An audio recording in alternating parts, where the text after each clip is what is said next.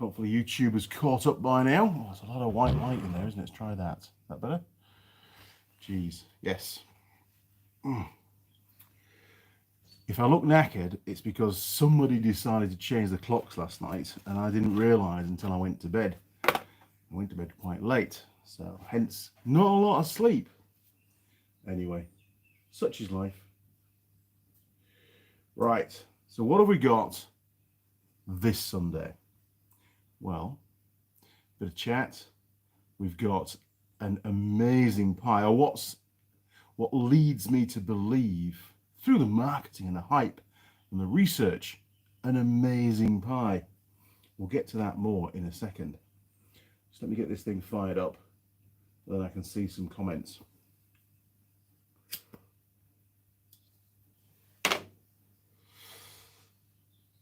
Almost there. Richard Asperger. Oh my god, look at that pie. I know, it looks... I have already had a couple because the box arrived. Look at that. Imagine they're receiving this in the post full of pies. They're not a sponsor. It's something that I found on the internet where you can order them online, and it's called Lake Farm. We did go on the website on one of the previous live streams. You have to choose 8 pies because that's what they send out in a box, which I didn't think was a problem. And my main concern really was how they get the pies to you in a fresh condition. And they've got these sort of gel freezery pack things that are sandwiched in the middle of the whole thing, and it's all... Hang on, we'll have a little look inside because it's actually quite a cool box. Bear with me. We'll take said pie out. We'll look at that in a minute. But it's all, thermally lined and all that kind of stuff. And the pies were still pretty cold when they got here, and there was still ice in the pack, so pretty good. They took 2 days to get here, being a rural delivery. Skip ads, we don't want those. Right, so the pie. I've even written on it Sunday's pie because I wanted to save this one for today. But now we have had some problems on previous pies, but a bit like a warrant of fitness, this is, or part of this live stream is really a survey on this pie in this box. I'm not going to consider any previous pies from this place. I only started eating their pies on Friday, I think it was. I had it for tea. I had it for tea on Friday night, and then I had one yesterday. So here is, what's it called? It's a classic steak with Cheshire cheese. I like Cheshire cheese. So in there is the pie.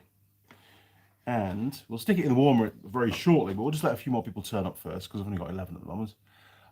So there you go. Now I can happily explain the problems I had with the previous pies because I'm sure this is good feedback. I have told Lake Farms that this pie is going to be surveyed today. On the first pie, which wasn't a problem because I was eating it off the plate for tea with some boiled potatoes and stuff, there was a slight gap. Basically, the bonding between the lid and the main cup had failed, or it hadn't been applied, or whatever, about an inch. Wasn't an issue at all, didn't bother me in the slightest, but I did make note of it. On yesterday's pie, which was the pepper steak, very, very tasty, massive chunks of meat in it. I would say about a third, if not a half, of the entire circumference of that lid to the base was not bonded at all. And that did cause a bit of a problem because I was eating it in the workshop and it became a major management issue trying to keep the pie in one piece as I was eating it. There was a bit of licky finger stuff going on, but I'm pleased to say that nothing, absolutely nothing, hit the ground. I managed to consume the entire pie, but it was only through my incredible pie eating skills and good, tactile management and keeping that pie together using all 10 of my digits that I was able to succeed in that. So Lake Farm, you need to work on your, and I said, bonding. You need to work on your bonding of the pie. Jeez, almost used a very different word there. Right, who have we got? We have got Roger Heaps in the workshop. Good morning, Roger. Welcome back. Your little Suzuki, was it a 185? I think it is. 185, TL185. Still in the workshop. I haven't kicked it out in the garden, other than when I'm working in the workshop, but it's still here. Very different view of the workshop today because, well, I ran out of time and it was pouring with rain. So all the bikes, I can't show you because there's a brand that you can't see. All the bikes are here in the workshop. It's actually quite comforting. It's quite a nice place to be with all these bikes here, I must admit. Not saying it's not a nice place to be, but it's extra nice being surrounded by all your motorcycles.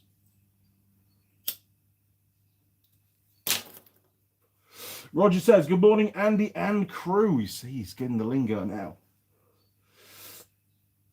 George Bonnie 90. Hello, everybody. Good morning, George. Welcome back. Daniel Beddle. Hello, Andy. Well, good morning, Daniel. Thanks for joining us again.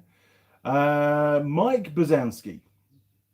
Mike, I saw your post on Facebook. You tagged me in. Thank you very much. Hope things are going well at your end. Looks like you're doing some more work on your bike, which is good. Good morning. Mike goes on to say, good morning, Andy and crew. You see, it's just that lingo, isn't it? It's great. Al Alish. Hi, Andy. Good morning, Al. Great to have you on board, sir, and joining me here in the workshop. Mike Bazanski's back. Oi, time change in New Zealand. I know. Tell me about it. Initially, I thought, maybe it's an extra hour in bed. That'd be great. Not had to lie in for ages. And then I realised it was the other way around. I am the world's worst at time changes. Luckily, they only happen twice a year. Anyway, Simon Roll is in the workshop. Good morning, Simon. The clocks must have changed in New Zealand. They have. Simon goes on to say, the Lathe Mystery, here we go. The Lathe Mystery is solved. Simon was looking at buying an old lathe that he spotted on eBay. And he sent me some photos through to say, hey, Andy, do you think it's this? And I went, yeah, I think so. And I did a bit of research and looked at some photos. It's a lot older than one I've got. The not the Buxford, but the Myford. Mine's an ML7, 1954. I think, or my interpretation was that Simon's was I agreed with him. It was an ML3, but he might have some news for us. It's a Myford. Here we go. It's a Myford ML4 now in my shed. Went cheap as well. Good job, Simon. I'm really pleased for you. I think that'll be an excellent little project, and very much looking forward to it getting up and running. And from memory, on the photos, it had a guard over the rear sort of gearboxy bit, and the guard had slits. Was it slits in it, or was it solid? I think yours was solid. Anyway, one of them, the one it had, meant it was quite rare. So it is quite a rare one. Oh my word, what's going on here? Harvey Price, rainbows, and nobody under 18. Hello, buddy. Do you have only fans? I've got a fan in the workshop. It's just up there, and I've got lots of tools as well. Right, we're getting bombarded. I wonder if I can do anything about that. See if we can get rid of that gentleman. Oh, it's just jumped. Hang on. Remove. And I might actually try and ban him from the channel as well. Let's do that. I should get a hide this user from the channel. Yeah, see you later, mate. Goodbye. Oh, look at all those. Brilliant. Bruce Cleaver. As in meat cleaver. Morning, Andy. Good morning, Bruce. Great to have you on board, sir. Harvey Price is going for gold. Jeez. It's not often we get that kind of stuff on my channel. Right. Okay, so said pie. I do like the box. We're going to come to the full scoring in a minute. But cardboard box, I think it's quite classic, actually, the way that they've done it. Nice image of the pie on the front, so you don't actually get to see the actual pie. It's got the contents of the pie. Yes, that was rude. Hang on a minute. How did Harvey Price get back through again? What the hell? I've just banned him from the channel. I think it was rude, Harvey. You're not supposed to do so many comments all the same. That's a bit daft. But anyway, so there you go. Dum dum dum dum dum dum dum dum. Look at that. It's moo cow pie. I like that. Moo cow pies. Mrs. Mechanic was complaining they haven't got chicken pies. Does not have any chicken pies. There you go, look. So I think it's very smart. I think the whole presentation, the packaging, the way that they portray it, the marketing, the logos and stuff, I think they've done a great job. And I wish them every success. And fantastic communicators. Lots of emails saying, hey, parcel's on the way. It's got to this place. An apology, in fact, came through on an email saying that on some of the pies, they'd run out of the actual bespoke boxes with the printing on of what the pie is, and they'd handwritten the pie, what pie it was in the box on the front. And they apologized for that. Right? There's no need to apologize. That's personal. You've taken the time to write that on there. That's great. And that was the point when I told them about me reviewing their pie on YouTube. Up until that point, so pre-dispatch, they had no idea. Here we go. Right. Alalish, 21 watching, should be 21 likes. We've got 11 likes so far. I'm not doing a very good job this morning. I'm not completely 100%. Be nice to the price. Harvey. Harvey's still here. I don't know how he's managed that. Be nice to the price. Well, let's have a little look. Let's find out what these cost exactly, including delivery. Let's go into my very empty bank account at the moment. Been buying all sorts of stuff. Hopefully we'll survive till next payday. Right, let's scroll down and find out where it is. Because I bought them back end of August, I think it was. Let's have a look. Should be in the Lake Farms. God. Jeez, you know when you scroll through your statements, it's never a good thing, is it? Where will it be? Oh, well, I think we might have missed it, actually. Hang on, just bear with me, people, bear with me. I think it was about $65 from memory for 8 pies delivered. Quality pies, so they say. Here we are, $63.10 delivered. That's not too bad, I think. I think $8 or $9 was delivery. Because if you live in a city, it's next day delivery, which is great. But you do get put in a queue. You don't get them straight away, which does go against them a little bit. Hang on. Hang on a minute. I've got to scroll back. Bruce, are New Zealanders closet Yanks? I don't think so. We do use the odd word, I suppose, but that's about it. And they do like the muscle cars. There's lots of muscle cars around. Harvey Price, can I see your feet? Harvey, no, you can't see my feet, but thanks for asking. Pete, good morning, Andy and crew. Good morning, Pete. Welcome to the workshop. Simon Roll, it's running. Put a DTI on today, has just over 1/1000th of an inch, few bits to clean up. I imagine you're going to be pulling the whole thing apart and giving it a really good tidy up, to be honest. But it's great to know that it's working. Simon's a bit of a perfectionist. He is. He does a great job. That's no criticism, Simon. You do a fantastic job, mate. Richard Perry, morning, Andy and crew, from GB, from England. Big thumbs up. Yeah, look, excellent. Bruce Cleaver, cheese and steak. You want cheese with that? Yeah, exactly.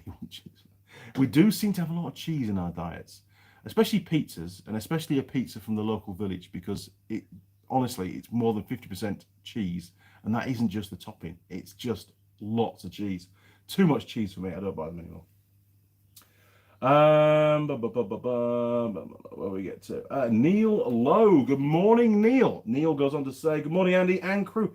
See, that's the phrase, isn't it? That is the phrase.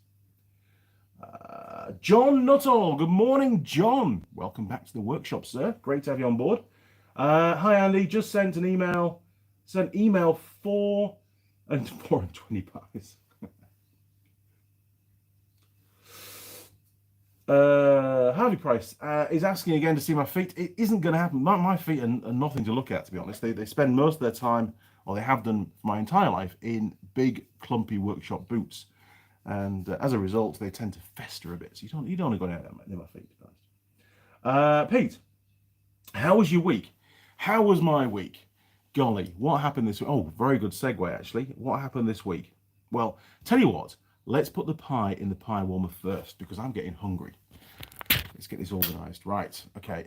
Be very careful how I turn you around. Right, turning you around now. Can I? Up there, look, that'll work. Turning around. Done. Perfect. Okay, you can see the CB750 look. Nice. Still waiting for parts. Jeez! Holy crap. Hang on a minute. Hang on a minute. Chaos reigns. Okay, very careful with the camera. Getting said pie out. Now it's going to have to go straight in this time because I've only got one end. Look at that. You're going to see that a bit more shortly. In it goes. It's a bit of a stretch. Always a bit of a stretch. In he goes. I'm sure it'll kill off any bacteria. There we go. 25 minutes is what it says on the box somewhere. I don't know. Let's have a look. What does it say? Does it say cooking instructions on here? I think it does. Heating instructions. Heat 150 degrees to 160 degrees for 20 minutes. Add 20 minutes of frozen. Well, it's not frozen. I put it on for 25 because it is quite cold. Ingredients list. There you go. It's all boring stuff. Right. Okay. Turning around again. Jeez. Oh, right. So, what was the question? What did I do last week? Last week. Yes, last week I was working. Oh, it's too much white lights. Hang on. I was working on most of the time, not all the time. Obviously, doing lots of admin work because there's loads of admin work that just keeps coming in. But I was working on fabricating up. I'll come up with a solution. There you go, a solution, a fix to a problem which I've encountered on a particular model of ATV. I can't say what it is, can't tell you the brand, but it's an ATV. It's 4-wheel drive. That's all I'm going to say about that. And lots of the footwells are breaking. Now, I think we touched on this a little bit last week.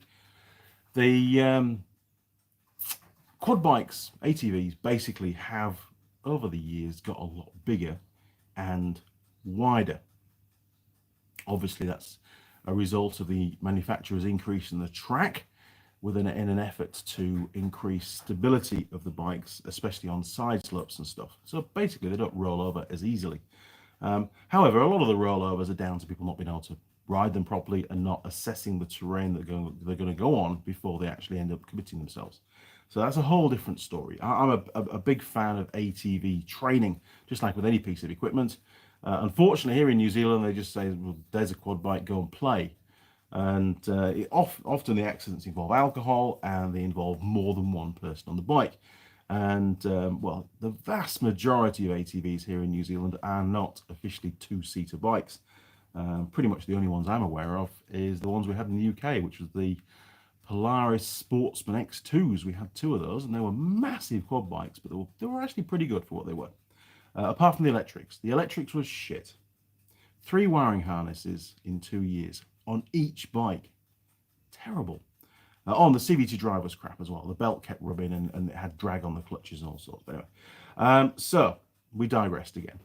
These footwells. So the bikes are getting wider, and the footwells obviously are getting wider and larger. But the bracketry underneath these particular footwells basically still renders quite a bit of the plastic footwell unsupported underneath. Now, that wasn't a major problem until the plastic itself changed. It went from being a really sort of strong but flexible, can I say good quality? I don't know the pricing, so I can't, but it just seemed to work. And it's sort of the traditional plastic that you would expect to find on an ATV where, you know, it'll flex, but it still provides plenty of support. And they've changed. And it isn't it just this particular brand. I noticed it on the little Suzuki LT50As. Oh, I bought 2 of those for my 2 girls, Charlotte and Eloise, when we were back in the UK years and years ago. Previous to that, we had an LT50 for Ben, and that was, again, really good plastics. Everything sort of flexed. You could crash it, and nothing would crack. It would just get the stress marks, a bit like the dirt bike stuff. But on this particular ATV, the plastics now have gone much more hard, much more rigid type of plastic, but therefore also a lot more brittle. It doesn't flex as much before it cracks. That's the problem. And when these bikes are used in a farm environment and people are getting on and off them all the time, you know, open gates, that kind of stuff. And, you know, some farmers are big lads. Hey, Roger. You know, we all enjoy our pies. They are putting their weight on the edge of the footwell. You know, they're not jumping on and putting the foot in the middle, which is supported on this particular bike. They're putting the weight, most of the weight, and they're sort of, and sometimes when they jump off the bike, they're launching themselves off the bike, off that leg, off that foot that's close to the edge of the footwell. And anyway, it's causing them to crack. So I had to come up with a solution.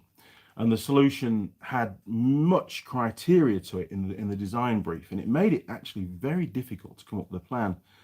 Something that it had to be simple, it had to be easy to fit. You couldn't make any modifications to the bike whatsoever. It had to be basically like a bolt-on accessory. And I worked for a good day, maybe a day and a bit, coming up with what I believe to be prototype 3, which is the I would say, I'm hoping the final design. I can't see any reason why I need to change it substantially. It might have a few little tweaks here and there to make it more suitable for laser cutting and production, because I've got a lot of these to make. But it turned out pretty well. Let me grab it for you. Hang on a second, because we're talking about footwells now.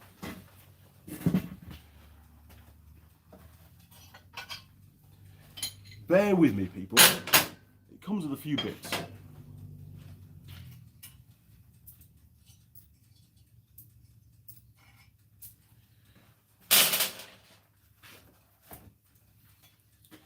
Now, I have no idea what my drawing is. There is a CAD drawing somewhere, cardboard Eddie design drawing. I find cardboard's really easy because you can scribble around in the workshop and just basically things. When I'm making stuff, things tend to evolve. You're problem solving all the way along.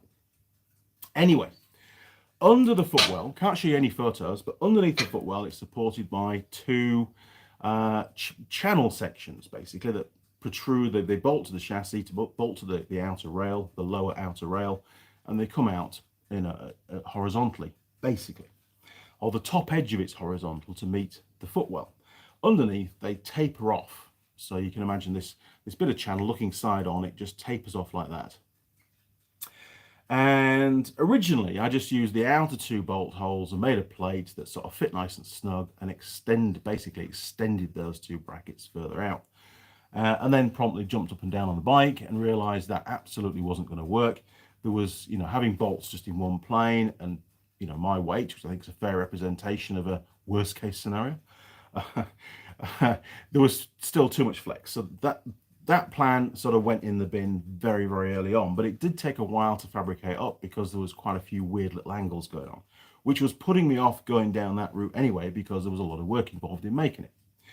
So I decided I'm going to have to go back to the main frame as a fixing point, because that's the most rigid point to bolt from, and then I can use up whatever other bolts are kicking around. So the problem being that the bolts that come through the footwell, sorry if I'm boring you, but the bolts that come through the footwell, there's 4 M6, only small. They are vertical. Imagine that they're straight up and down. But the taper, remember that taper on the channel? It's tapering up slightly. It's about a 3 or 4 degree taper angle on there from horizontal. But the board itself, if you can imagine this side on, this is the outside of, sorry, wrong Andy. This is the outside of the bike. This under plate has to sit at a very slight angle. Now, what you can't do very well is have bolts coming down that aren't perpendicular to the plate you're trying to tighten up, because basically what happens is it bends the bolts. So initially I thought, oh, spherical washers, that'll work. That'll compensate for that very small amount of deviation away from that perpendicular mount. Could I find spherical washers in New Zealand? I could not. What were they call them? They were nuts. I could find cone nuts, but cone nuts are completely the wrong thing. They do a very different job. Anyway, so I thought, right, this is getting too hard. Need to come up with a new plan. And the new plan, so this is sort of prototype C, involved two plates, two small plates, and you might notice a very slight angle on those plates. So you've got a flat piece here, you've got that's the angle there, look, which you can see it's a minute angle, it's not a lot, and then it goes flat again here. And this fits up inside that, each of those two channels. There's two of them, okay, so there you go, two of those, and it fits up inside the channel, and basically provides a perpendicular surface for the vertical bolt that's coming down to tighten up, so there's no stress on those bolts. And then it provides a mount point at the angle of said plate, the large plate, so again those bolts are not under any stress. Brilliant, it works. More components, yes, I know, but it works very well. And these fit, because they fit snugly into those two channels, they're extremely rigorous, they're an extremely strong mount point, and they also sort of provide support and rigidify further those little outriggers. So a good thing. So there's two of those. And then off the lower frame rail, the tube, we had to do exactly the same thing, because again those bolts are vertical but the plate sits at a slight angle. So if you could imagine, these two bolts here are the mounts for the actual outriggers. Again, nice flat plate, and then you've got this little kick on the bracket there, and that provides the two mounts nearest the center of the bike for this plate to be bolted to.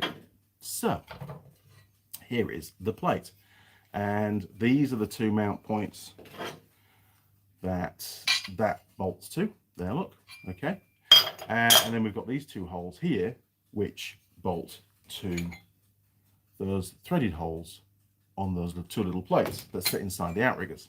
Brilliant. And there might be two more. I haven't decided yet. I might go for two more. I've left enough on these ears for two more bolts, so that will be a total of 6. Now, this is an extremely heavy-duty plate. It looks like it's way over-engineered. It's 6mm mild steel plate.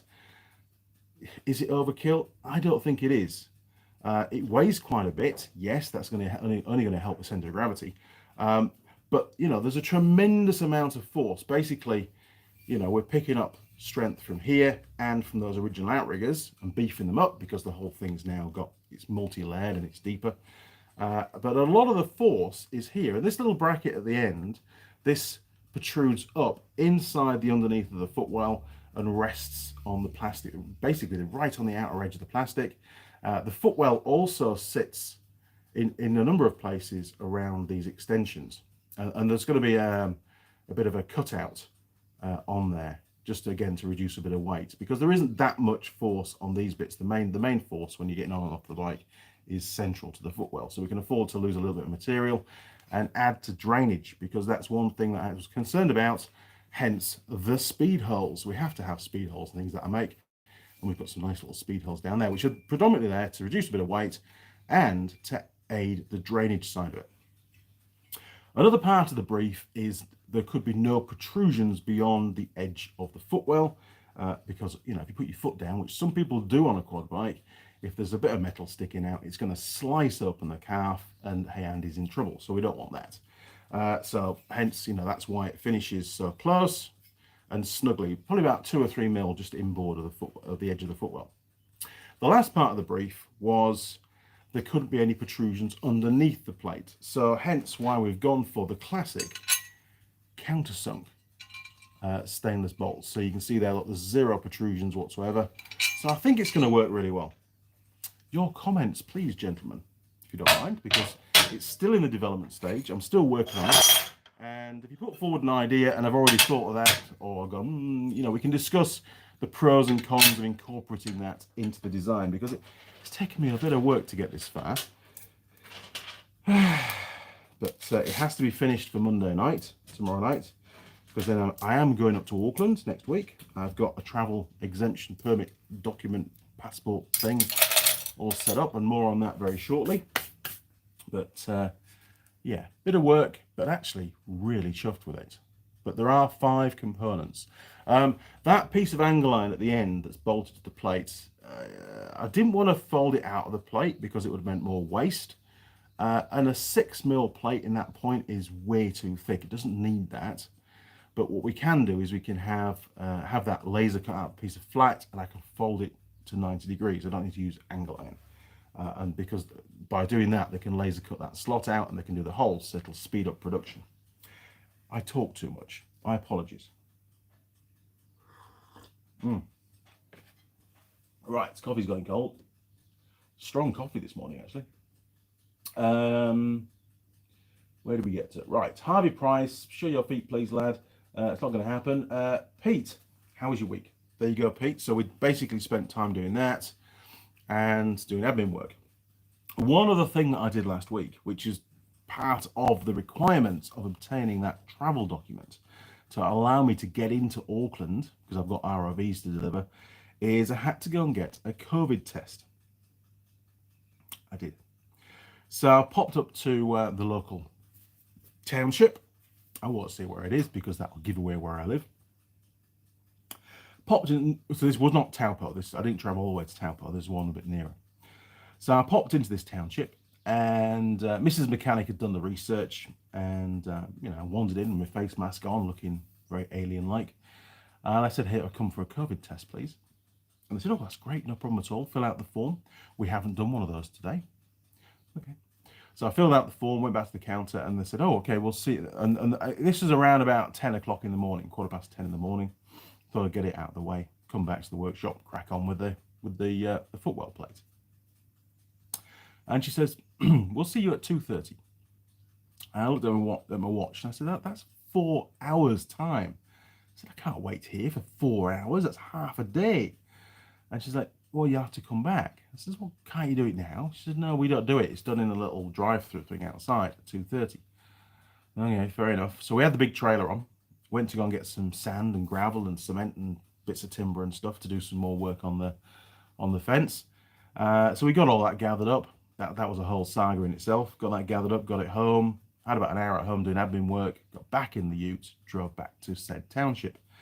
And I think I must have been the first in the queue because there was nobody else in front of me. And we did get there about 5 minutes early. Very nice ladies, very helpful.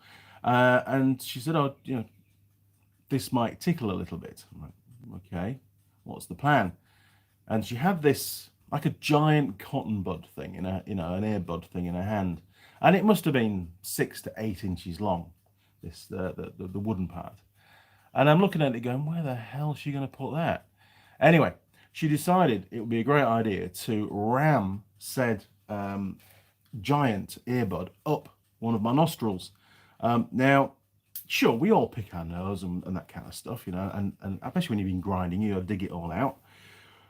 She found a place in my body that I didn't know existed, and I certainly had no idea that the orifice went right up, basically what felt like about up here somewhere. I could be exaggerating, but I obviously couldn't see what she was doing, and Mrs. Mechanic just turned away. She felt very ill when it was being done.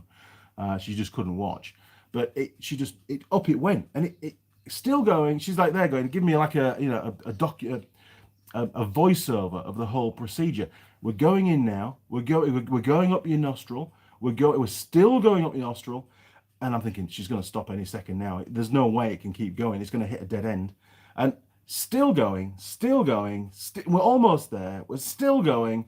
And finally, she said, "Right, we're about where we need to be." And then she starts jiggling it around inside my head. I mean, seriously, I had tears running down my eyes. I was trying to cough. I just couldn't think straight. And she said, "We're only going to have to be there for 10 seconds. And 10 seconds? It felt like a minute, honestly. She's there rattling this thing around, scraping it up and down, hurt like hell. And there's me, sort of head pinned to the headrest in the car, as far back as I could, just thinking, just get this thing over and done with, will you? It actually is not very pleasant at all. I mean, sure, if you've got to go for a COVID test, then you've got to have it done, but man, not much fun at all.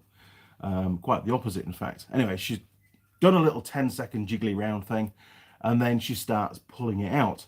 And it's not just a in it out. It's a, yes, we're coming out now, we're coming down. It took maybe 5 or 6 seconds just to get it out of my nose. But she did compliment me. She said, what a wonderful nasal tract you've got, Mr. Young. And I'm like, what? She said, what? It was very easy to get the swab up there. Some people we have to, really ram them up on. Sometimes we can't get up there. We have to use the other nostril. And I'm like, well, thanks for the compliment, but it didn't really add to the experience, in all honesty. It didn't detract from the fact that you've just rammed this massive cotton bud up my nose. Anyway, she said, oh, you can go now. You'll get your results in 2 or 3 days. And I couldn't see to drive. My eyes are all streaming. I was just dribbling out my nose all everywhere. It was quite hideous, in all honesty. Anyway, we had to move on and carry on with our day. In fact, we went straight home again, actually. And I got a massive headache from it. Not a migraine kind of headache, something very different, but it just felt very, very weird. So there you go. I've had a COVID test. They said you'll get the result in 2 or 3 days. I've not had the result yet. I'm pretty sure it's going to be negative. I hope so. That means negative's a good thing, those that get mixed up. Negative is you don't have COVID. Positive test is that you end up with it. And I've also had my first stabby stab injection thing. And I've got another one probably, I've got to wait about another week and a half, hopefully. Anyway, so there you go. That was my week. That was basically my Friday. Go and get sand and gravel, get some timber, do some shopping. Well, Mrs. Mechanic did the shopping, some supplies, and have a giant earbud thing rammed up my nose. Great. Right, hang on, where did we get to? Hang on. I've lost where we are. Bear with me, people. Right, so there you go, Pete. I think I've answered that thoroughly now. Unfortunately, as part of the requirements for this travel in and out of Auckland through the no man's land kind of border thing that's going on, and they are really stringent at the moment. They're turning a lot of people away that haven't got all the right documentation. I have to have that, and there's some confusion. So if you're in New Zealand, maybe you can help me understand this. I have to have that nasal swab pokey up my nose thing done every 7 days, right? That's one of the requirements to keep that travel document active. If for some reason I don't have one done, the travel document stays live. I just can't use it until I have another test done. It's okay. However, you also can't cross the border until 72 hours have passed from having the nasal examination, the swab testing. So I had it done on Friday afternoon it was. So 72 hours is sort of 3 days. So that's going to be Saturday, Sunday, Monday. That's going to take me, I won't be able to travel until Tuesday morning. Is that right? So I can't travel to Tuesday morning. So 3 days of that 7-day period have already been used up by having to wait the 72 hours. So I actually can only travel in and out of Auckland for 4 days of that period. Then I've got to get another test done. And then I've got to stand down for 3 days. And then I can travel for 4 days. Or what I could do is have the nasally thing done, which is on Friday. Go and get another nasally thing done on Monday, before I've even got the results, most likely. And then that starts another 72 hours. Would that work? I don't know. It's all a bit confusing, to be honest. I don't think it's very well communicated. There seems to be these multi-layered requirements. It's not transparent. I am confused. Anyway, so that's it for the COVID up nosy testy thing. Wasn't very happy. Didn't enjoy it at all. Don't want to ever do it again, but I have to keep doing it. And I feel very sorry for the other workers that have to have it done. It's not nice at all. Now then, Harvey Price, I like toes. Well, Harvey, I don't have a problem with that, matey. You can like whatever you like. It's you, but you're not seeing my toes on my feet, mate. It's not going to happen. Bruce Cleaver, what's wrong with a nice snake and pygmy? What? Or chicken and shroom? Or steak and ale? Oh, okay. Yeah, okay. I'm not too sure about the snake and pygmy one. That sounds a little bit odd. I wouldn't be eating that even if you paid me.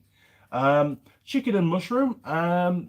Yeah, I don't mind mushrooms at all, and I like chicken. Not, I don't mind chicken and mushroom soup, so I would try a chicken and mushroom pie. Or a steak and ale. I actually had a steak and ale. That was the one I had for tea on Friday night, and it was really nice. It's really good. Mike Bazanski, bad day. Oh dear. Output shaft splines on the 1991 Africa Twin are buggered. Couldn't finish the chain and sprocket job. Oh no, mate. That's going to be a gearbox rebuild to fix those. That's if you can get a new shaft. That's really bad news, mate. I'm sorry. Keep me posted how you get on. Simon Grime. Hopefully I pronounced that correctly, Simon. I could say Grimmy, but I think it's more like Simon Grime. Morning, Andy. What's the most likely cause of my Kodiak 400 bogging down when I open the throttle? Tried an aftermarket Chinese carb, but no change. Could be a CDI problem. It could be. CDIs tend to either work or not work, to be honest. I think it probably is carb. Are you still running the original, a genuine air filter, or has somebody pulled all the airbox stuff off and put some kind of stupid little pod filter on there? If it's running a CV carb, one with a diaphragm, I'm not too familiar with the 400s, to be honest. I've not worked on one for a long time. If it's running a CV carb, they don't like pod filters. Basically, I was told that the airflow to the carb needs to become regulated and nice and smooth and all in one direction before it enters the carb. When you have a pod filter, it sort of comes in from the sides and it's bouncing around all over the place, and you've got all these weird airflows going on, and that can cause a lot of problems with tuning. So, answer me that. Has it got the original airbox on it, and has it got an air filter on it that's correctly oiled? Alan Cook. Hi, Andy and crew. Good morning, Alan. Welcome back to the workshop, sir. Aaron Hubbard. Good morning. Oh, jeez, where did that go? Oh, there we go. Good morning, US Ohio native here. Just wanted to say that your CB750 videos really helped me trying to get my own 81 up and running. That's excellent news. I must admit that series of videos, and the bike is still here. It's been here for just over a year now. We've got the pie. Good camera shot. The pie is not far away. We're still waiting for carb rubbers between the carbs and the airbox, and loads of new clamps. They shouldn't be very far away at all. Once they're here, I'll get them slapped on. We'll do them on a video. We'll get them all fitted. And then we can balance the carbs. And then I can put a few other bits and pieces on the bike, little small items that I've ordered from the UK from David Silver. They can go on. Tank can go on. Seat can go on. Side panels can go on. And it can go back to Alan. It can. Alan can have another bike in his workshop, in his garage, to clean. Because it actually is getting pretty dusty again. But it'll be great to have it finished. It'll be really good to have it finished. It'll be amazing to have it finished. It seems to have gone on for a very long time.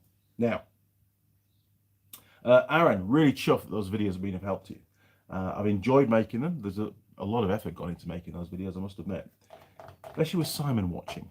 Got to get things right. Yes. Although there's been some pretty good feedback on the installation of the electronic ignition system. People really like that video. It's been very popular. So I'm pleased that one went out. It took me probably a full day to film that one. That was pretty full on. Now then, Bruce Cleaver. Ari, the subscriber only. Ari, the subscriber only, and the bloke who wants to see your feet. Webcam. $5 for someone to watch your feet. It's money and costs nothing, lol. Yeah, I don't have time for that kind of stuff. I'm not into that. Funny. Simon, it's about time you got a CNC plasma paid for by a big brand. It would be nice. It would save me a lot of messing around. Although, saying that, you know, I actually quite like the old school way of fabricating stuff. Colin Furs has that kind of gear now, and on his earlier videos when he didn't, you got to see him actually marking out and drilling the holes in the plates and cutting them out and things, which was good for the general viewer, the people that haven't got that kind of kit. Whereas now it's just, you know, flash, flash, flash, whiz, whiz, whiz on his little CNC plasma cutter thing, and then ping, here's 17 plates that I've just made, let's just bolt them up. See, it does take away a little bit from the videos, but I don't know, maybe that's just me. But yes, Simon, if you know somebody, give them a call, get one sent out. I have looked at buying a couple. I'm not the kind of person that goes out ringing up firms saying, hey, do you want to give me one of these? Because I have a YouTube channel. I'm just not into that. If they approach me, like Pico did, Pico Technology and Teng Tools and Forge, then yes, open arms, very happy to take stuff on board. I must admit, I have been bombarded by emails from China recently about collaboration and putting videos, advertising videos on my videos, that kind of stuff. Not into it. I'm not into it. This is the Andy Mechanic channel. It's not going to be full of adverts all the time. And in all honesty, some of the money they're offering is just ludicrous. But it's not about the money, is it? You know, it's about the content and what we're all about. And I think YouTube put enough adverts on my videos as it is. Plus, I think you've got to declare that you've been paid. You've got paid content, and then I think that dumbs down what you earn through YouTube anyway. So it's a swings and roundabouts. Although you would earn a lot, I would earn an awful lot more if I did if I took these adverts on and got paid for them. But I'm not interested in that. But you're right, Simon. So get me one sent over. Happy to use it. Alan Cook, how's Holly? Holly is great. She really is. I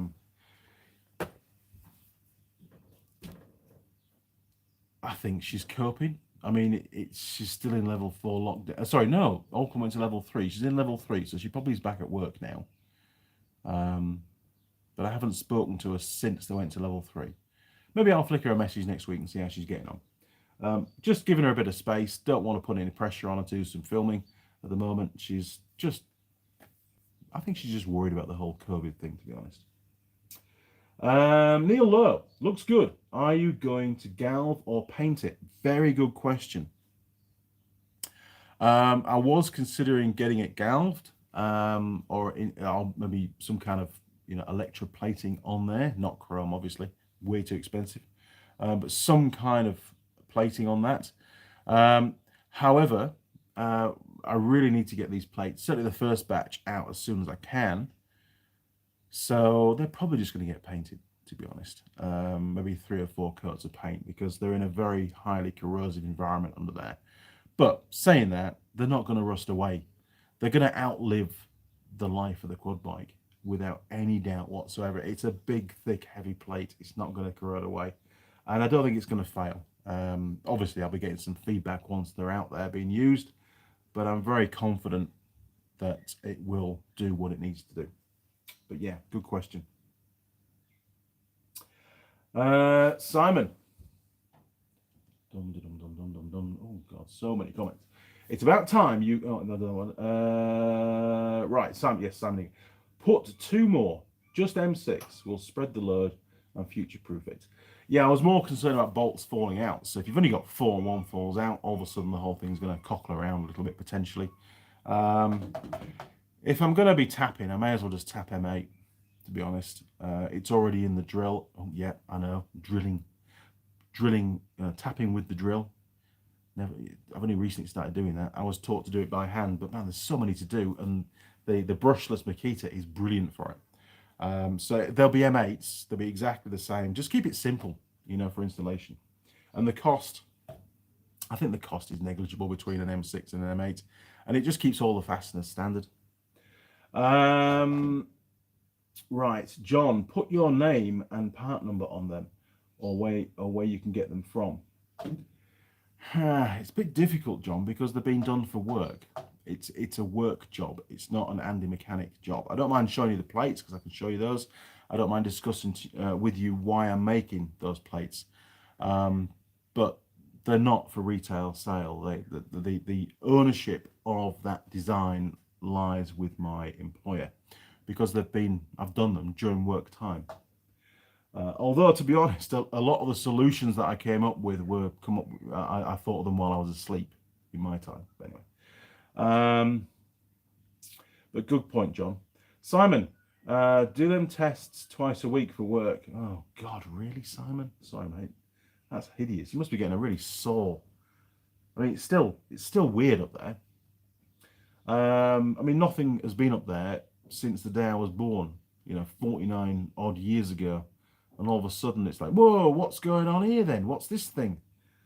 It was a bit of a shock to the system. Richard Perry. Andy, do you use riv nuts? I do. Be very useful for that quad job plate. I thought I'd use them all the time. I could do. I could put riv nuts around the place. I don't mind. I think it's just as quick to cut the threads, in all honesty, to whiz the tap through. It doesn't take 10 seconds to do. It's just a straight in, done. You know, it's not a in out, in out, in out. You know, it really is quick.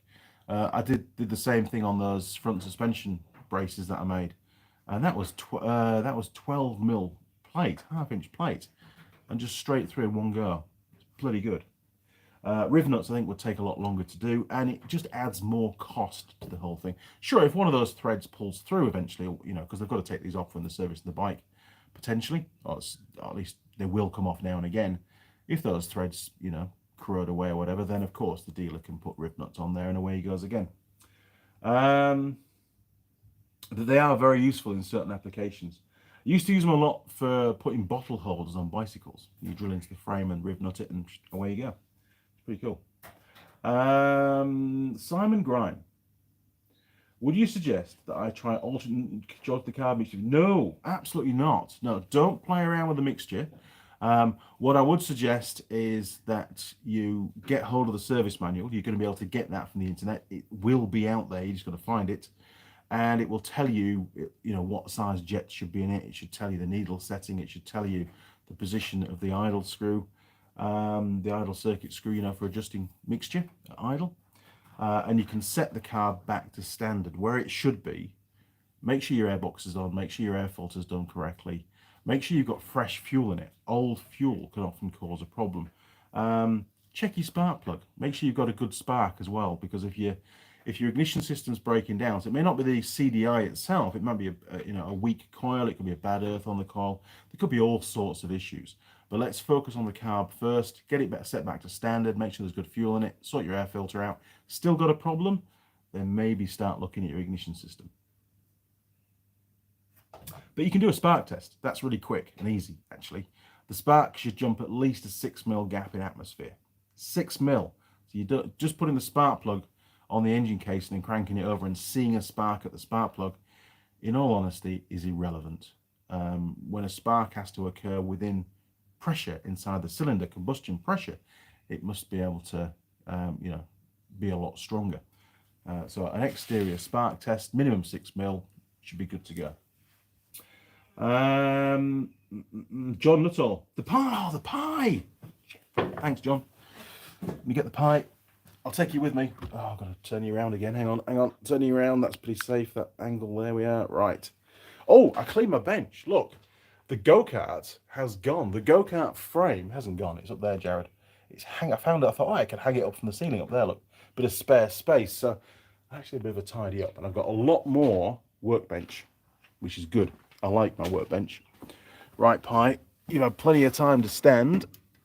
Is it going to fall apart as I take it out? I don't know. Oh, no, it's not bad. It's not bad. Right. There we go. Look. We've got... Hello, I'm a pie. Right. Okay, here we go. Here we go. Oh, shut the door. Right. Stick it on the cardboard. I probably showed you loads of things I shouldn't have shown you then. Right. Turning around. There we go. Right. Brilliant. That'll work. Very difficult filming with all the bikes in the workshop. If you saw anything that you might have recognised as something you shouldn't have seen, please discount that from your minds. They're not the real bikes. They're just cardboard cutouts. Honestly. Coffee's going a little bit cold. So those that have just joined us, and we've only got 23 viewers. I think quite a few people must have not really appreciated, like I didn't, about the time change. So I might see a few more pop in a few minutes' time once we get an hour in. So this pie that we're going to review, and I need to get a pen out of my drawer as well, is from Lake Farms. There, look. Lake Farm pies. They are in, I'll tell you where they are actually. Where are they based? Does it get the address on there? Hang on, it's got the address on here. They are based in Mount Manganui in the Bay of Plenty. And you can find them online. Just do Lake Farms, Google Lake Farms. That's all I did. It's a classic steak and Cheshire cheese pie. Right, let me get a pen because I'm so disorganized. I thought I was really organized. I'm not organized at all. Let me get a pen. Hang on.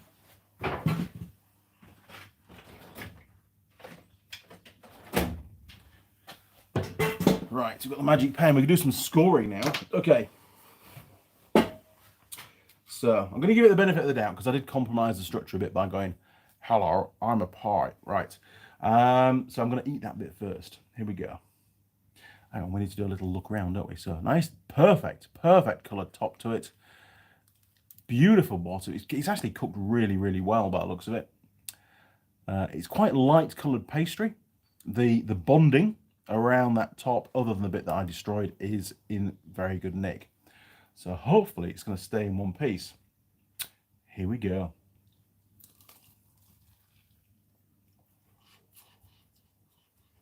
It's quite hot.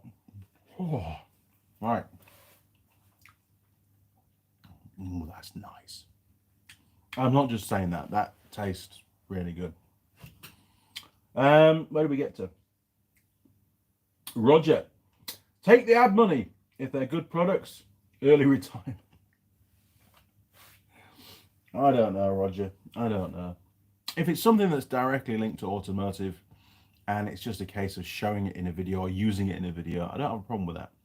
If it's, we've got a pre-made 30-second advert that we want you to include in your videos that's for, I don't know, golf shoes. Seriously. Why? Get contacted by a lot of software companies that make games, actually, gamer stuff. Got a new game out, want you to promote it. It's like, well, I don't think my audience is into gaming, to be honest. It's not really what I do. We fix motorbikes. So I'm just not interested in that kind of stuff. Bruce Cleaver. In the UK, people have had to have carton bud down the throat. Okay, if you're female. Seriously. Funny one, Bruce. Maybe laugh, mate, but I don't know. Simon Graham. Cheers, Andy. Enjoy that pie. Right, we're going to go in again. It's pretty hot, so bear with me. There, look at that. A lot of gravy going on at the moment, but I do know if it's anything like the other two pies that I've had, which are different flavorings, there's going to be some big chunks of meat in here.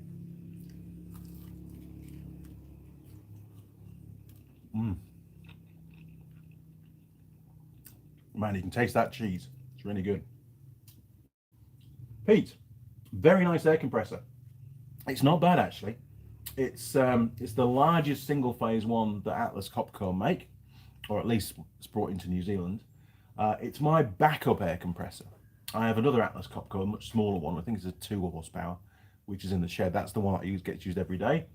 This one is the one that also gets plumbed in when I'm doing any kind of shot blasting.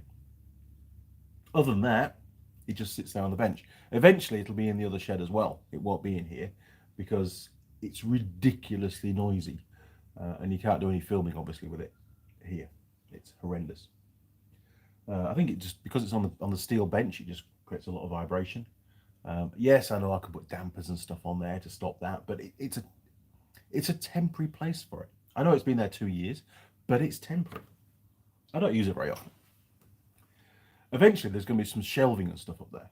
I've got it all ready. Haven't been able to fit it yet. Now then, where did we get to? Simon, you got away with the pie carry, seen nothing. Cheers, Simon. Honestly, I totally forgot. I was too geared up on looking forward to my pie. Right, there you go. Look, another little insight. I like the way that the cheese is sort of well dispersed amongst the pie. I'm getting bits of cheese flavour all the time. It's not like on some of the other pies, but even the BP ones from Wild Bean Cafe. Sometimes the cheese is all dolloped in one place in the pie, and you just get a big mouthful of cheese, and that's your cheese gone.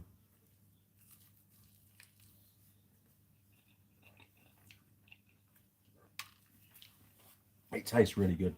Taste, flavour, contents. And I'm not just going to score this high because of all the marketing hype and the fact that it should be a really good pie. I'm scoring it genuinely as to how I believe this pie is. The flavours are really deep. They're really nice.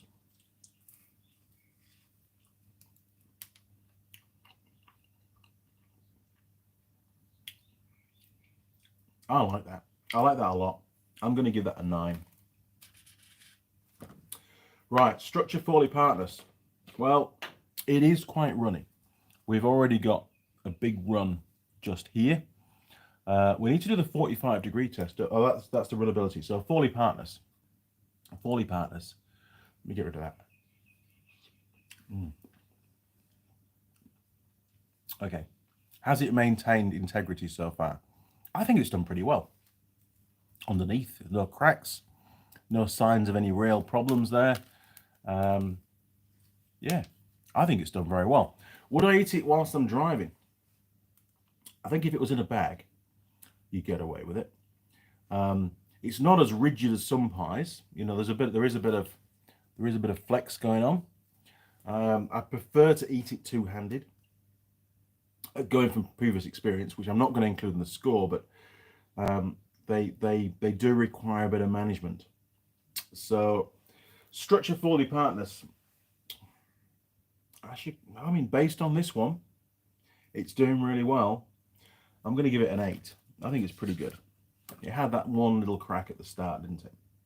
Right, runnability, 45 degrees for a while, and we'll see what runs out. I'm not going to like, if things start to run out, I'm going to stop because, you know, I don't want to waste my pie and end up on the bench. The bench isn't that clean at the moment, so I'm not going to lick it off. Okay, we've got runningness. You see that? Way. Okay, so there is runniness going on. It is runnability. I tend to be holding the pie pretty much like that at the moment to try and keep everything in, almost like a pouch full of the meaty stuff. So it is quite runny. I think it is. What we're going to give it 5. Let's give it a 5. It's quite runny. Meat quality. Okay. Well, I've not had one of those really big chunks of meat yet. Let's keep going. Whoa! Whoa! 5-second rule. Hang on, bear with me.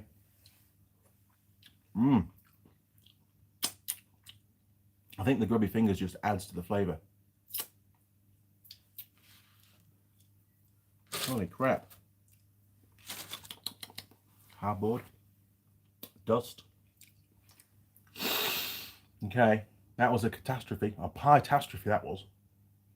It's all right now that I've recovered it. But it was quite hot. All right, I'm just waiting for one of these big chunks of meat. Bear with me. Holy moly, that's hot. That's way too hot. Oh. Thermal retention should be a factor on this. I think when we come to do the reviews next year, I think we need to include, Simon, you've got to remind me, thermal retention. Does the pie stay nice and hot? Too hot. Nice and hot for the duration of eating. Or, you know, some pies tend to go cold pretty quick, and that's not a good thing, especially if they don't taste too good when they're cold. Right, meat quality. We're going to come back to that one because I need to make sure there's, I mean, I've not had any big chunks of meat yet, and we're about a third in. Pie to crust ratio. All right, let me just fold this bit out because it's sort of flapped over. Jeez. Right, it is very runny actually. I might have to reduce that score a bit for runnability, but if you look in there, there's an awful lot of sort of gravy stuff, and it is quite flowy. I'm not a fan of flowy pies at all. That's going to really work against it. I'm going to give it a 4 now that I've seen that. Okay, pie to crust ratio. There's a lot of filling for this pie, which is really, really good. I don't really think they could have reduced the pastry any more than what they have. It really is just a holding vessel for a vast, vast volume of meat and gravy, although a lot of gravy. I think it scores very well on that. I think, you know, contents volume versus pie, the actual pastry element, I think it should get at least an 8. Let's give it an 8. Pie to crust ratio is 8. Right, availability stroke logistics. Well, what's it got going for it? It's available online. I don't think they ship internationally because of, obviously, it's a food and it's not going to last very long. So you need to be in New Zealand for it.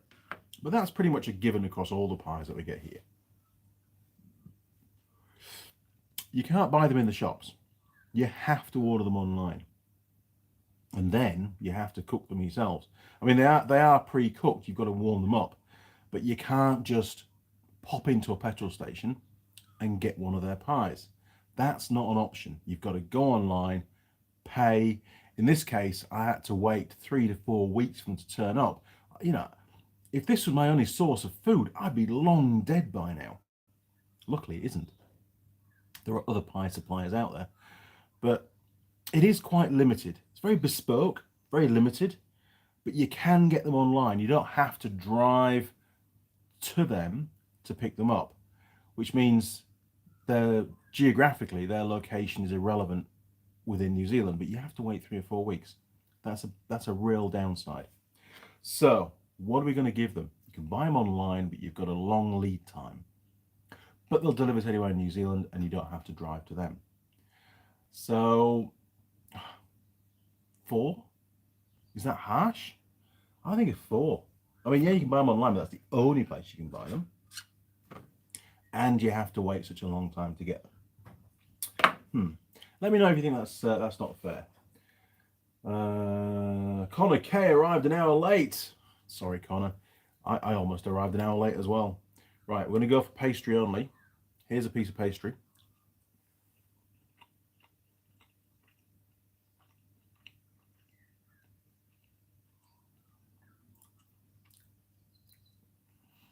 That's good. That's proper pastry, that is. There's no weird aftertaste. It's not gooey. It's properly cooked. But it's crunchy on the outside, which is important. We like crunchy pastry. At least I do. That's good. I'm going to give him a 9 for that. That's really good. Still tasty when cold? Don't know. It's nowhere near cold yet. Packaging design. I like their packaging. I like the packaging from, you know, right from the big box. The second the postie arrived with this in her hand, I knew my pies had turned up. Look, you can't miss that, can you? It's brilliant.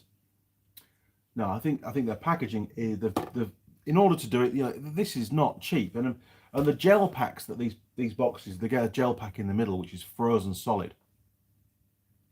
No idea what it's made from, but it still had frozen chunks in it when it turned up.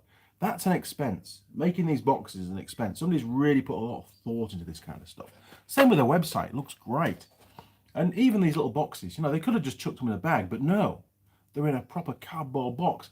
Chances are somebody's folded this box up by hand. Possibly. Some of the boxes were handwritten, which was nice with the contents. So I think they've done a great job. And it's cardboard. It's fully recyclable, but we'll come up to that in a minute. Still tasty when cold. Packaging design. Could they have done any better? Yes, of course. You can always do better. But is it pretty damn good? Yes. I mean, somebody's drawn that, and there's a different drawing for every single pie they make. That's a lot of work. I'm going to give them 9. I like their packaging. I like it a lot. It makes me feel that it's quality. Recyclable score. Well, this certainly is recyclable. It doesn't actually say anywhere about recycling, I don't think. It should do. They should have a little recycling symbol on there. So Lake Farms, you might watch this video. I don't know. I'll send them an email next week to say, hey, how did you find the pie review? And, you know, if they do watch the video, then they'll know to put the little recycling symbol on there. But it is cardboard, and there's no inner liner to it. It's not got plastic. It hasn't got a plastic inner liner. It is just cardboard, which means it can be normally recycled. Shouldn't be an issue. As regards the big box, I don't know. It's more like a foil than a plastic. Is that coating? So maybe. The gel packs, they said that once you get 5 gel packs, that's pretty good going. That's what, 40 pies. 8 times 5, yeah, 40. It's 40 pies. You can then send back the gel packs and they'll reuse them. That's really good. I like that. So, recyclable score, I'm going to give them a 9. They've just lost 1 point because they didn't put the recyclable thing on the labeling to encourage people to recycle. And I'm not 100% certain about that foil. So we'll give them a 9. But I think that's pretty good. Post-pie heartburn factor. Too early to tell. But going on the previous pies, which is not going to affect the score, on the previous pies, there was none. It was actually really good. Okay, we're going to go in again.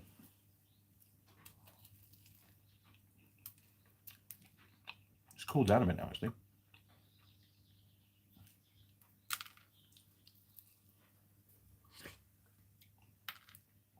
Did you see that? We got a blob coming out and I had to shift across the pie to catch that blob. That's the problem with super runny pies. You've got to be on your game.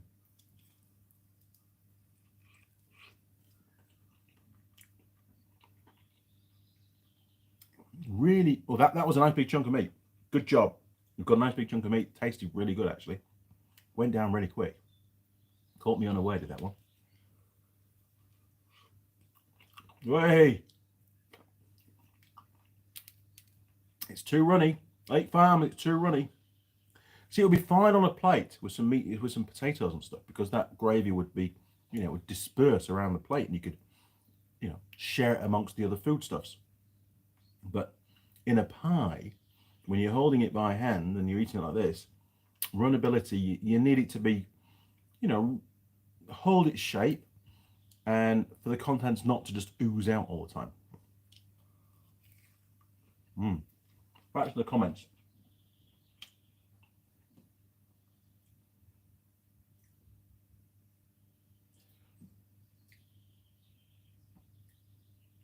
John Nuttall, simply I gave you a cover. He did. Steve did give me a cover, but all the bikes are in the workshop. It's a big cover, but it's not going to cover all the bikes. It isn't. So, different view of the workshop. You know, I mean, we've got the pie warmer and we've got the snap-on toolbox and we've got a nice big yellow beam up there. You know, enjoy the different view. Connor K, sorry I've been arrived now late. Yeah, a very easy pit to fall down there, Connor. It caught me completely unaware. I didn't know until 11 o'clock last night that the clocks were going to change. And it was only because of a Facebook post by MCR in Dunedin. So thanks, Rick and Rachel. Appreciate that. Saved me missing the live stream.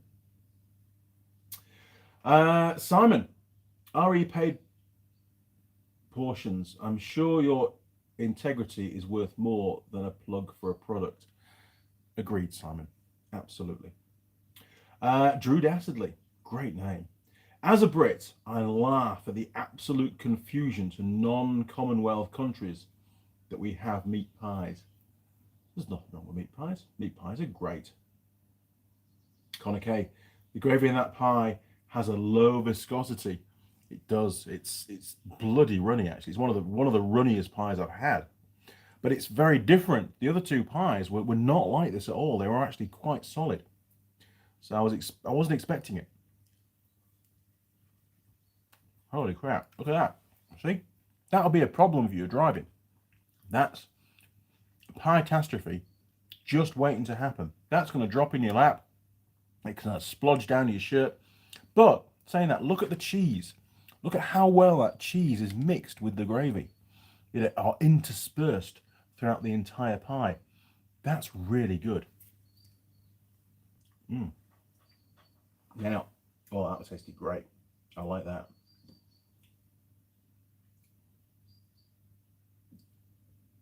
Simon, when you redo the score chart, add them. I'm a pie test. It's a stress test for the structure. Good call, actually. Yes, that's a very good. Give it a little squish test and see if his mouth opens. Good call.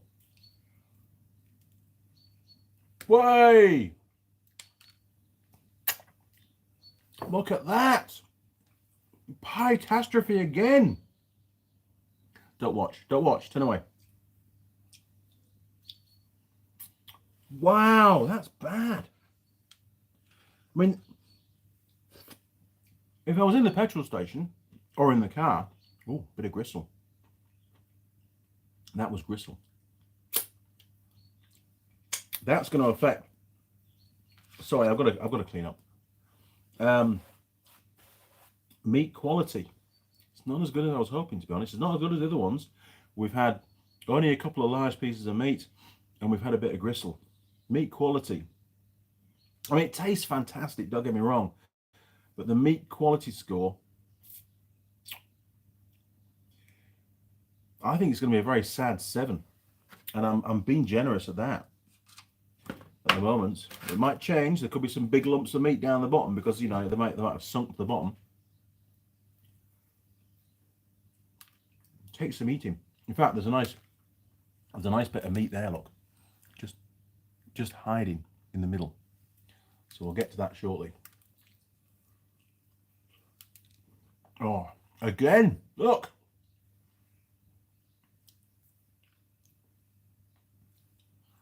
Man, I'm making a mess.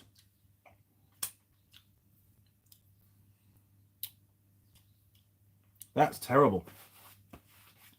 And I'm not a novice at eating pies, so don't think I am.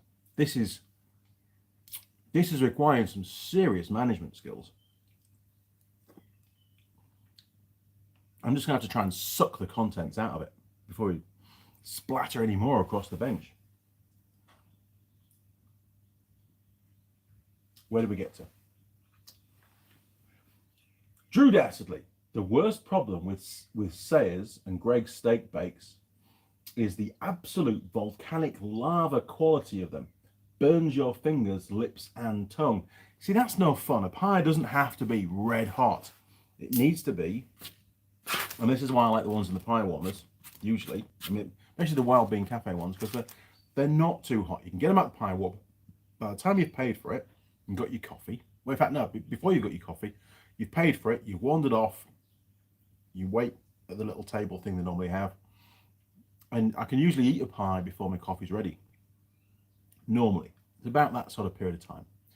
And 9 times out of 10, the pies are not too hot to eat. You can get straight in there. You're looking forward to it. Your mouth's full of saliva. You're drooling for the pie. The last thing you want to have to do is wait for an unknown period of time before you dare bite into something, thinking, am I going to lose my taste buds for the next 3 days? Am I going to burn the roof of my mouth? Or is it now going to be cold? With those, it's pretty much a certain that it's going to be just the right temperature. And I think that's really important.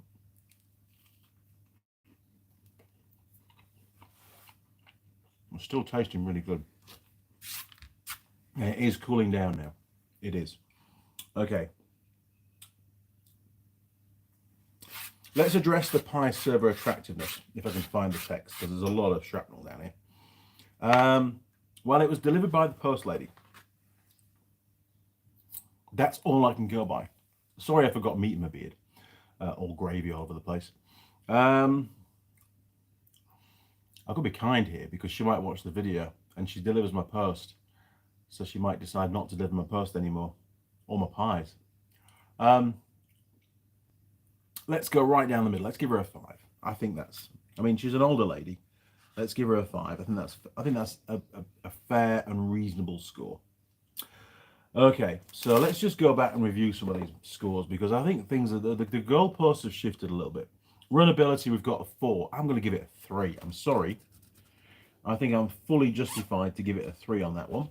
It still is horrendous.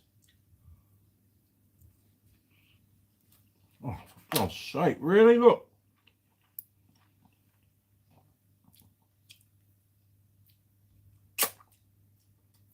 Who would watch me eat this pie? I'm sure we've lost lots of subscribers because of this. Talking of subscribers, good news and bad news. Still struggling to comprehend what the hell's going on. The Myford Lathe video, the second one where I did the majority of the strip down, we got the end gear taken off and stuff. done really well. It's had like 1,200 views. Very happy with it. I know that's only a tiny amount compared to what some channels get, but for me, that's not bad. Lots of people have watched it. Very good audience retention, very high, lots of minutes watched. You know, viewers stay on and they want to see what's going on, which is great. That video, overall, it hasn't gained any subscribers for the channel. Okay, maybe just those that are already subscribed as all that there are on the planet that are interested in stripping a knife and lathe. Understand that. Lost me 7 subscribers so far. Yet the video's doing really well and people are staying and watching it. I cannot get my head around it at all, honestly.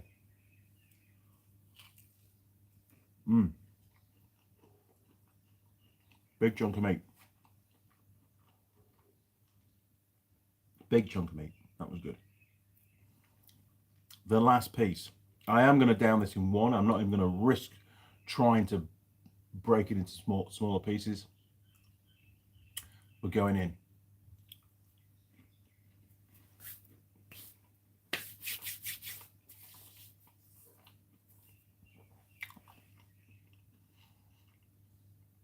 I mean, don't get me wrong, that was a really tasty pie. Very fulfilling. I can even cope. I mean, the meat quality was pretty good. It should have been better. For Lake Farms, that should have been better. They won't be happy with that. They'll be going to go and see the meat quality division and give them a good kicking, I think. The runability was just a joke. Yes, it's fine if you're having it on your plate at tea time and you've got other, you know, potatoes and bits and pieces with it. It's great. And actually, I think it adds to the whole thing. But as a pie to eat on its own out your hand, that was by far the hardest and most dribbly pie I have ever had. I ended up with more of it on my fingers and on the bench. And having to lick it all off. It was, man, if you were in a petrol station eating that, people would look at you like you're an animal. You'd have bits of pie all down your front. It'd be on the floor in the shop. It just wouldn't work, would it? Jeez. Okay. Still tasty when cold. It was still very tasty. It wasn't cold, but it was still very tasty. I'm going to give it an 8. The cheese really came through very well as it was cooling down. Stuffability score. Yeah, I'm pretty stuffed. I really don't want another one. In fact, I don't have. If somebody offered me another one now, oh, pardon me, a burp, a repeat. Log that. If somebody came in now and offered me exactly the same pie again, I would decline. Even if it was free, I would decline. Well, I wouldn't. I'd take it and stick it in the fridge. But I wouldn't eat it now. A, I don't want the palaver of all the contents running all over my hands. And B, yeah, I'm pretty stuffed. There's no need to eat another one. So yeah, I'm pretty stuffed. I'm going to give it I'm going to give it a 9. I am stuffed. I don't want another one. It was more than enough for a pie. It wasn't too much, but it was good. It was bang on. Post-heartburn factor. Well, that one has repeated a little bit. Might be because of the cheese. I don't know. I feel fine. Don't need to run for the Gaviscon. I'm all right. I'm going to give it an 8 for now. We'll see. It might change. I'll give it an 8. I think an 8's fair. I can't really give it any more than that. So, what have we got? I don't know. Let's have a look. Try and make some space. Bear with me, people. We're running out of room. It's a bit smaller because the vise is here. It's a bit smaller place to work with. So, I'm going to turn you around and we'll have a tally up. Dum dum dum dum dum. Dum dum dum dum dum. Bear with me. Getting the camera angle right. Okay, so. Oh, it's like scoring the students again. Okay, 17, 20, 27, 35, 39, 48, 56, 65, 74, 82, 91, 96. 96, man, I thought it would have got more than that. Is that right? Check my arithmetic for me.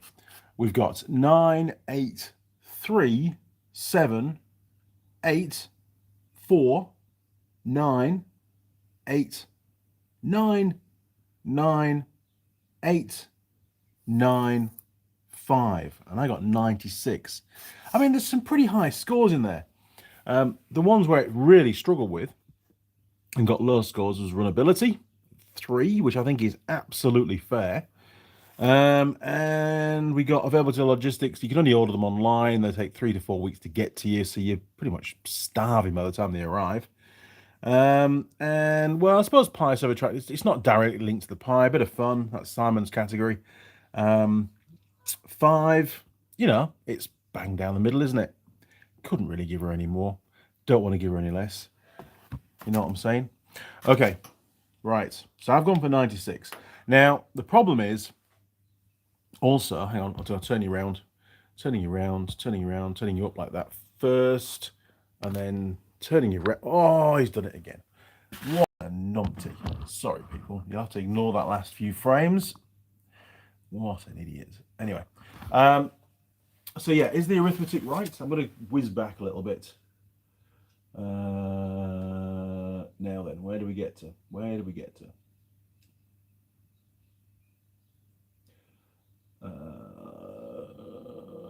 Yes, stress the Pete, don't see chunks of meat. Sorry. There were probably in that whole pie 5 chunks of meat. Not as, I mean, the one I had yesterday had a massive chunk of meat in it. Like somebody had forgotten to chop that chunk of meat up. It was really nice. It was a full-size chunk of meat for in a pie. That one had a lot smaller pieces, and it did have a piece of gristle. So we've done the meat quality at 7. I think that's been generous. Sorry to say. I mean, the chunks of meat that were there were really, really nice. They were really good. So, Drew, I like pies, but 40 of them. Hey? Now, you don't have to order 40. You just order 8. You order 8 in a box, right? And then in that one box comes with this gel pack thing, which is free. You don't pay for it. Well, I suppose you do. But if you want to send them back, I imagine that they cover the postage, right? If you've then ordered over a period of time, because those gel packs last forever, pretty much. If you end up with ordering 5 boxes of 8 pies over, let's say, a year, which I think is pretty fair, then at the end of the year, you can chuck all the gel packs back into one of the boxes and send them back, and they'll reuse them. I think that's a good idea. I mean, I do strongly encourage recycling. Although saying that, they're really cool gel packs. Why would you want to send them back when you can chuck them in the freezer and use them yourself in a chili bin or a esky box? Australians call them. I don't know. So yeah, I mean that's recycling. I think it's good. I think it's really good. Connor K, no. Tom James. If it's not too hot, squeeze the pie and suck out some of the filling. Yeah, I could have done that, but at that time, it was pretty hot. I wouldn't say it was burning my fingers, but I was a bit unsure how hot the middle of the pie was, and I didn't want to end up with a mouthful of, you know, the contents that ends up being red hot. I hate burning my mouth. I've done it many times over the years, and I hate it. Makes me angry.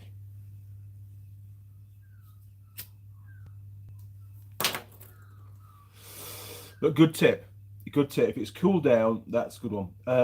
Pete, not car quality. Absolutely not. There is no way. I wouldn't even want to eat that pie in a petrol station. I wouldn't. Where would you want to eat? I mean, you know, with people around, because they're just going to think you're an animal. You know, with no eating skills whatsoever. You're just going to dribble pie contents everywhere. Sorry to say that, Lake Farms, but that was the case. Connor K, I appreciate your mechanical engineering analysis of the pies. I think anyone who has ever bent a wrench would agree. Thanks, Connor. I appreciate that. I must admit, you know, if we go back a couple of years and somebody said to me, hey, Andy, you know, on your YouTube channel, you're going to be reviewing pies, I would tell them where to go.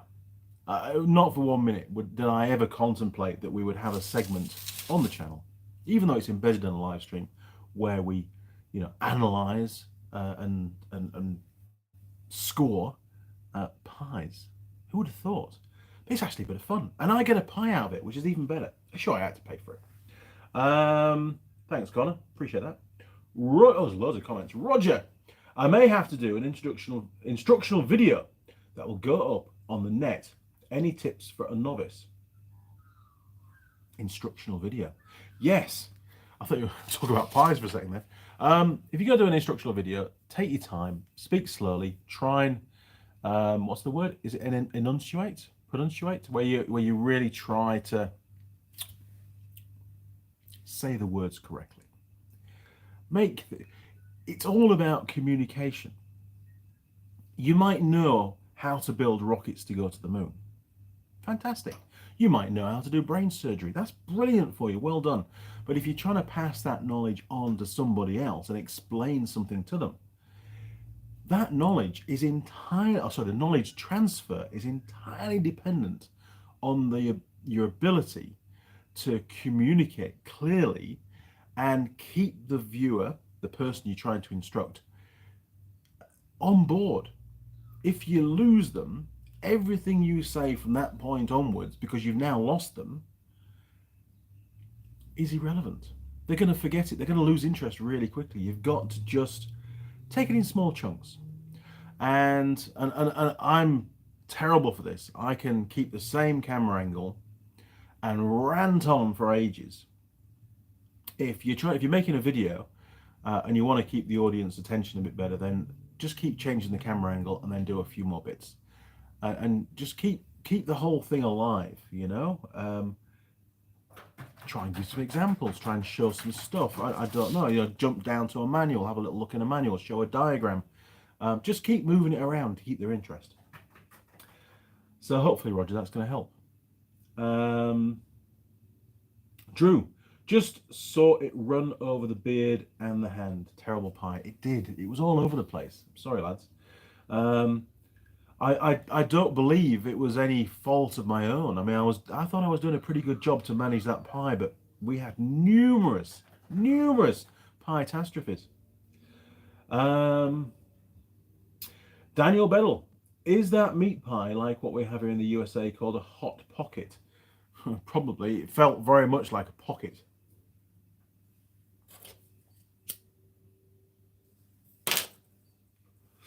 Simon, you had to give the post lady a 5. I can see it now. So you fancy the No, stop it. I really don't. In a rock and a hard place, lol. Yes, exactly, Simon. Yes. Don't fancy the post lady at all. Daniel Bedell, sorry, been listening while I'm working in a bathroom. Oh, that's all right. It's not a bad place to work as long as it's clean and tidy. Drew Dastardly, I've watched some Asians and Americans on Twitch, the hell's Twitch, touring the UK, and they have no concept of a proper meat pie. They think it's dessert like apple pie. Well, that's their problem, isn't it, to be honest? You know, when they start putting ice cream next to a meat pie, they're going to know it's not going to work. William Brody, hey Andy from Minnesota, USA. Well done, William. Welcome aboard. We've got 33 viewers, so we're back up to what we normally get, which is a bespoke audience. Welcome to the workshop, William. Good to have you on board, mate. Daniel Bedell, actually, it looks more like a mini Stromboli. Okay. Richard Asperger, I wonder how many car accidents are caused every year by the excessive runnability of Lake Farm pies.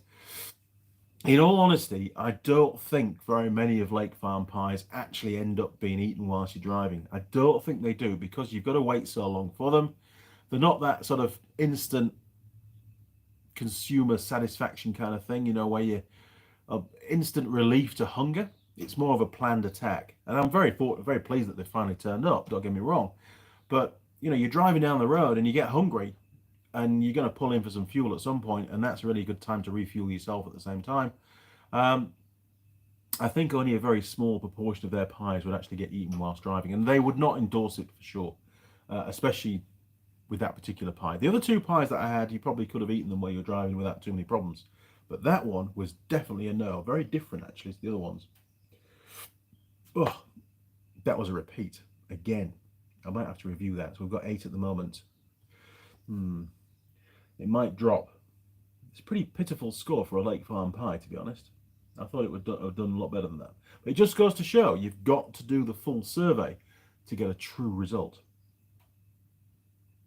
Mike Bazansky, how many grams was that pie? I think they're 210 from memory. It says on the website what they aim for, but they're all handmade, which is nice. So the contents do vary. So if I get another one of those, it might be very different. They're not produced by a machine. Well, they're not an automated production line. There's a lot of hands-on stuff goes on. And they only make a limited number of pies. That's something else to bear in mind. There's a finite amount of meat that they have available, and sometimes they'll actually shut down the ordering system because they run out of meat, basically. So it's quite exclusive. John Nuttall, don't analyze it, Andy. Just do what you do. Cheers, John. Right. Drew Dastardly. Hates burning mouth. Yes. Immediately lights up a cigarette. But you don't burn your mouth when you're smoking. Drew Dastardly. Burns lungs instead. Yes.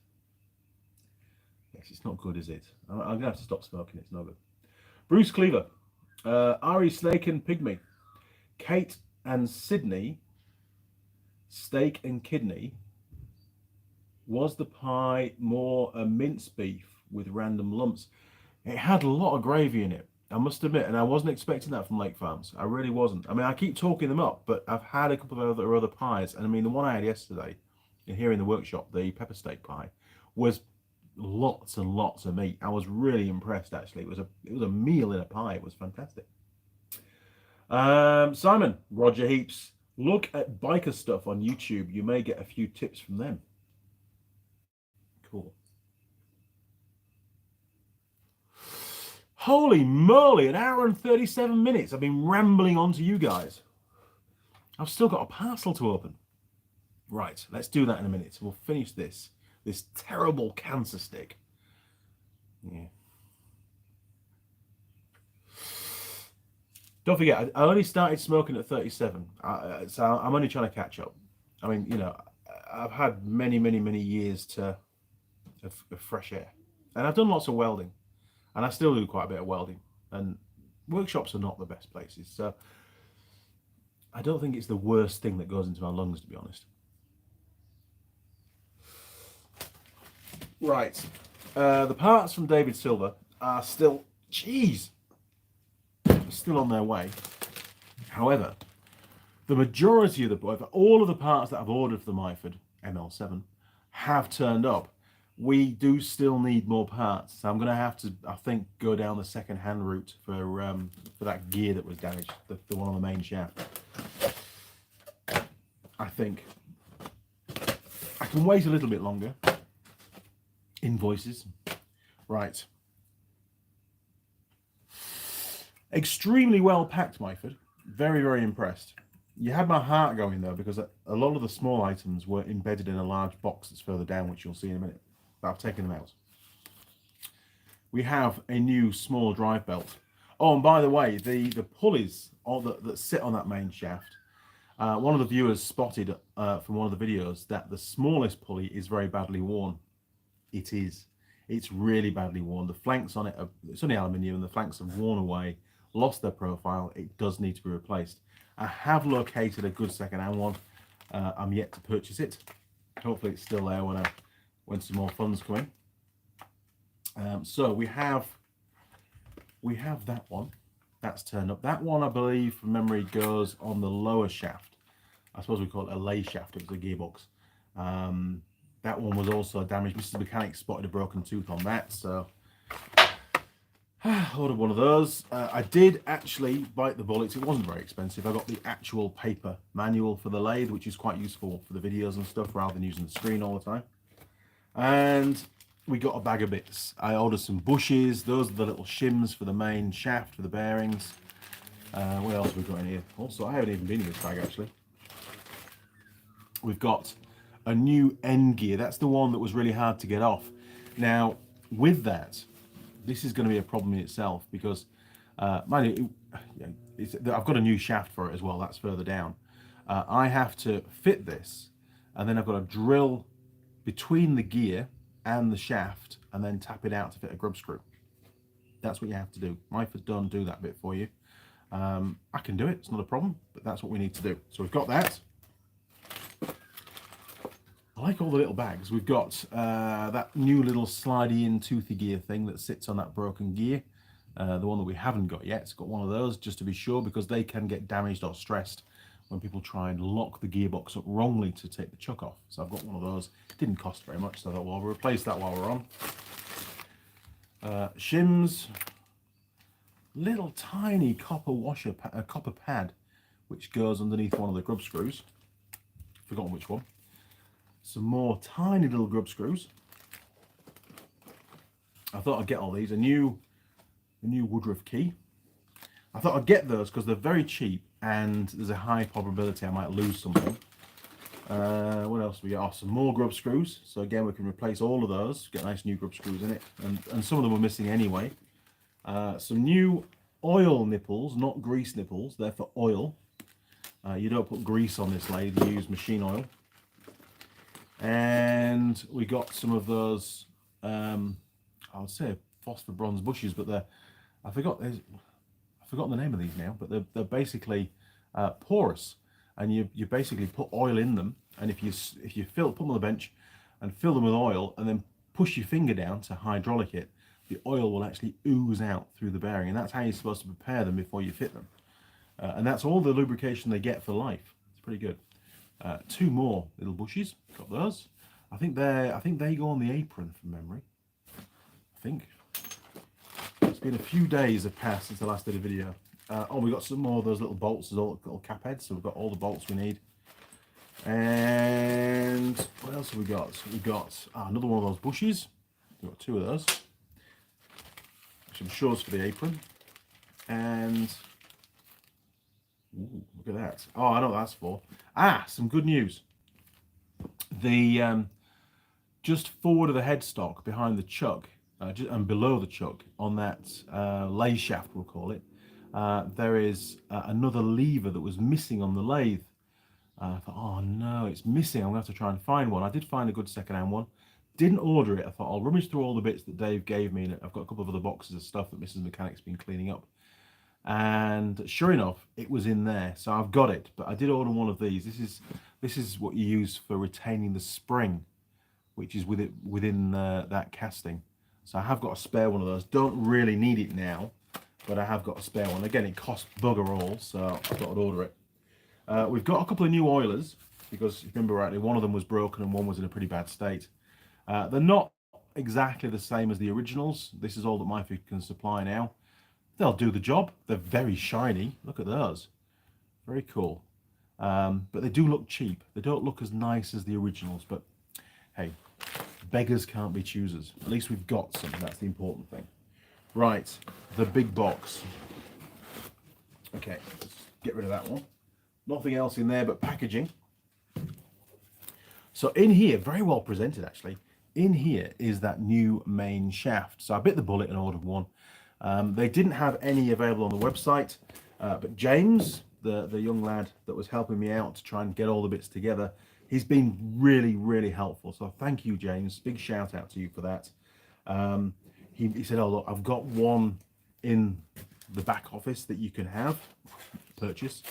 There were no discounts given, by the way, I don't think. It was all full retail, which made it very, I mean, overall here, and there's not a lot of stuff, to be fair, there was nearly $1,000.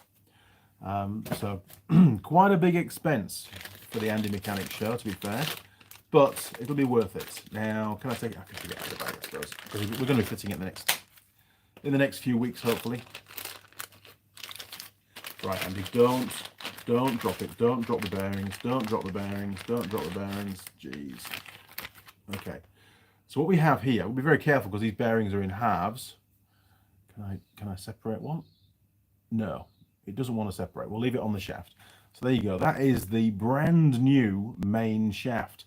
That is the chuck end, and that is the end that that troublesome gear went on. As you can see, there's no drilling on that, so I have to drill that out.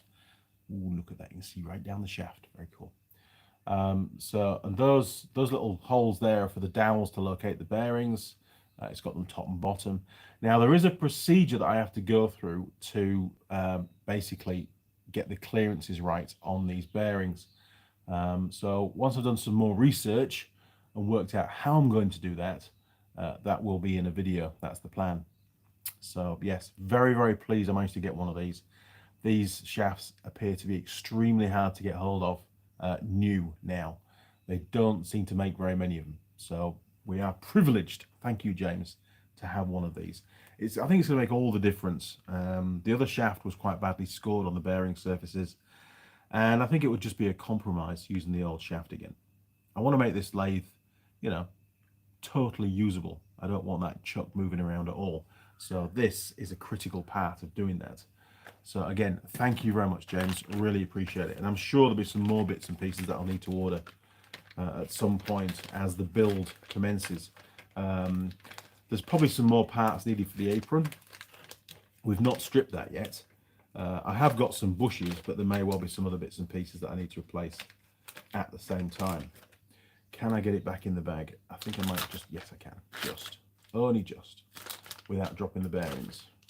Do you need to see this on camera? Well, not really, you don't actually, but anyway, what the hell. I'll finish that off later on. Good job. So there you go, we've got lots and lots and lots of Myford parts to sort out.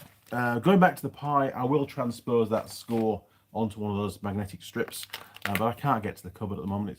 It's blocked in by bikes, so I'll have to do that off camera a bit later on this morning. Looking forward to getting back on the Myford. There's still a lot of cleaning up to do for Mrs. Mechanic. She's done a fantastic job so far. She cleaned some more stuff up the other day. Obviously, she's got the main body of the lathe to clean, the bed and everything, and then she's also got the components of the apron to do and the tailstock as well. So we've still got lots of work ahead of us, but it looks like now that I've got my travel document, I've got these ROVs to get back to Auckland, and then it won't be long before I'm heading down to the South Island. I have to get down there. I've got some urgent training to finish off.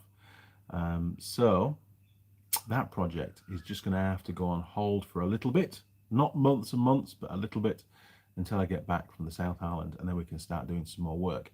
If I have time this afternoon, I'll do a video on stripping down the apron and the tailstock and getting the little thready lead bar thing taken off the lathe. So we end up, by the end of that video, the lathe should be fully stripped. Oil light bearing, that's the one. I spotted it there. Thank you very much. Right, where are we? Where do we get to? Where do we get to? Roger Heaps. Cheers, Simon. Simon Rawl. Send me a list, Andy. We'll see the guy at the local machine place. He will likely have or know where the parts are, the ML7 tends to be cheap. Cool. I'll do that, Simon. I'll go through my list and see what's still outstanding, but I'll wait until I've completely stripped the rest of the lathe so I can make a final list of the bits and pieces that I needed. It's not going to be a cheap fix, to be honest, but it's not about the money. It's about restoring an old lathe and getting it. I won't say restoring. It's not on the same level by any means as what Jeffrey did on his channel. I've forgotten his surname. Jeffrey, is it Archer? Jeffrey? Godfrey? I don't know. Jeffrey. He did a fantastic job with that lathe. I'm not looking at getting it to that level. I don't think I'll be painting it. I just want a really good clean up. But it needs to be mechanically usable. That's the important thing. You know, get rid of all the play and the backlash and all that kind of stuff. Appreciate that, Simon. Thank you. I will be in touch. William Brody, appreciate the name of the oil light bearings as well. I'd forgotten what they were called. John Nuttall, some of the new shafts are hardened. Is that one? Don't know. Probably isn't, because I have to drill it, don't forget, to put that end gear on. So if it is hardened, I'm going to have a problem doing that. Simon, we'll make a good video fitting the main shaft. As I read it, you use feeler gauges to set the torque. Yeah, you've got to get the clearance right, haven't you? I think it is, and then you to get it to match what the shim thickness is, and then away you go. But I'll look at it in more detail. I need to get it right. You only get one chance, to be fair. John, hit the like button. Yes, hit the like button. Why not? We've got 29 viewers, 32 likes. So we are, yeah, doing pretty well there. Okay, crew. I think we've exhausted everything. We had a hell of a pie review today. Yes, very different to what I expected, in all honesty. Got the Myford bits, happy with that. What's happening next week? Well, I'm at home tomorrow. I have to finish off that plate for the ATV, get that finalised, because that's going to go up to Auckland to get drawn up, and then we'll get a prototype laser cut done, a test piece, which I'll then have to bring down, fit, make any final minor adjustments, and then we can go into production with that sooner rather than later, hopefully. So the 2 days that I'll be driving, I think I've got planned for Tuesday and Thursday. I'm not staying over in Auckland. It's an in and out like Flynn kind of thing. Get in and out as quickly as possible with a minimum number of contacts. I have got another batch of suspension braces to collect from Silverdale, so I've got to go up there. I've got some bolts and some paint to pick up, so I'll have to go and see Jared. Yeah, it's gonna be a bit of a weird week. Wednesday I'll be doing admin work. And Friday, we're going to do some more concreting. Yesterday, we did some more concreting. It was pretty cool, actually. Outside the workshop, you got the two doors, which you've seen in the videos. To the left-hand side, which is up against that fence that we put up, that wall, that timber wall, there's probably about 4 to 5 feet of dirt where the concrete apron outside the workshop finishes, up to that new fence line, and it was just basically grass and weeds and dirt, and it was just a terrible place that really just festered dirt and dust and stuff. We've dug all that out.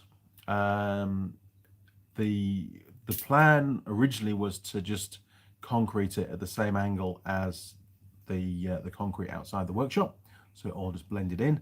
I made a management decision last minute not to do that. We've actually set it level. And put a step in it, so it's going to be in 2 pieces, mainly because I may want to put a workbench on there or a barbecue or whatever else, and I need a level surface for that. So it's been done level, so there is actually a little step, but it's not too bad. You can still drive ATVs and RVs and stuff up it. It's about, at the very highest point, it's about 4 inches, and of course the step then tapers down as the carport concrete comes upwards. So it's not too bad, it's workable, but the important thing is it gives me a nice flat surface, 2 flat surfaces for storage. Anyway, so there you go. We were concreting all day yesterday and doing shuttering and stuff. And it rained last night, but luckily the rain didn't get under the carport. So we're all right, the concrete is fine. Okay, crew, Pete says, thanks Andy and crew, enjoy the remainder of your weekend. And I would like to say exactly the same, people. Thank you very much for joining me. My sincere apologies that the clock's changed here in New Zealand. It's beyond my control. I'll have a chat with Jacinda again about that to give us better notice. And maybe do it midweek. Then it won't affect the live stream quite so much. Okay, crew. Thanks a lot for joining, and really appreciate all your support and comments and input and tolerating me dribbling my way through eating another pie. I'll see you next week. Cheers. Over and out.